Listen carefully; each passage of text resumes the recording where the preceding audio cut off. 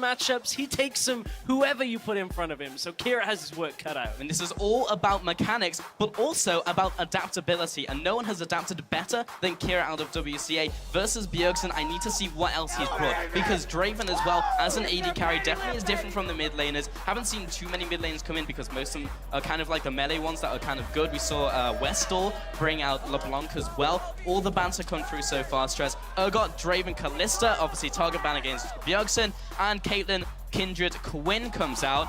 Lucian is available.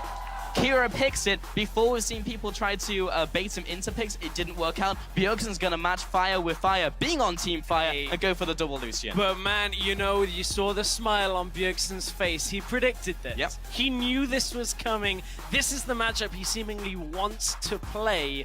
And if there's one way to beat, you know, the person coming into this bracket that could potentially have stamped their name, it's play them at their own game and beat them. Yeah, it's like you said, it's all about those mechanics, and Bjergsen knows if he's stuck in a 1 versus 1 where it's all about skill, no extraneous factors, plus those it being in a mirror matchup with Lucian, if he has something up his sleeve and just knows this, you know, gets one more auto tackle, one more double tap, he'll take this 1v1. It's so big. And right now, we're in the mirror match. Rune's Mastery is going to be so important. I'm expecting double Grasp of the Undying. We'll get a sight on that as we go forward into this one. However, the summoners are different, so we're not in a pure mirror.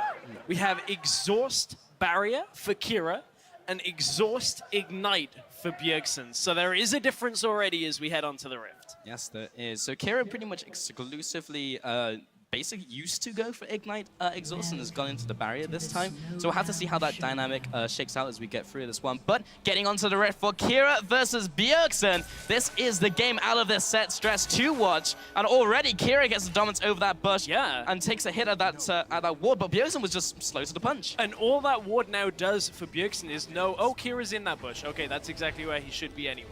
So the ward for Bjergsen doesn't do too much, and it allows Kira to now get the first auto attacks off onto the minion wave as it pushes in.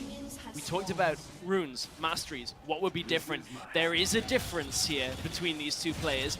Kira has got 7 extra armor, whereas Bjergsen is running flat health. He's got an extra 100 health coming out at the start of this matchup, so there is a big difference. You can see the damage Kira putting down onto this first wave of minions already, rushing for that early level 2.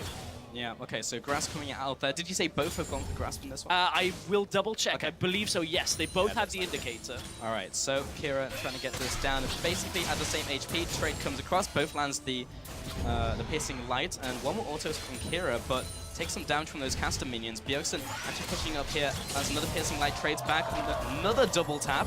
Literally auto for auto, but Bjergsen getting a slight advantage in this 1v1. And one thing you want to keep in mind is... level 2 from Kira. He will jump in. Bjergsen responds as well. Gets a double tap from the passive, layers it, and weaves it between his passive and his spells.